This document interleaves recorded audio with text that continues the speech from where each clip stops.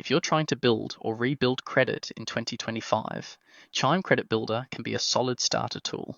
You don't need a credit check, there's no annual fee, no interest, and no late fees. Since you only spend money you've moved from your Chime checking into the secured Credit Builder account, that amount becomes your limit.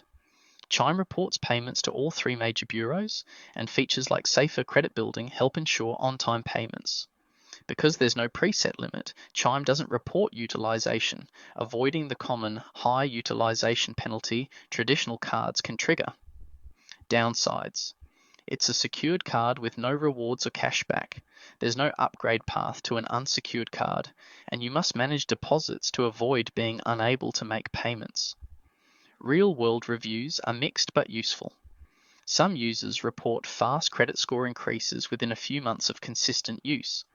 Others warn that treating it like a normal credit card, missing payments or not depositing funds on time, can lead to minimal improvements or short-term score drops.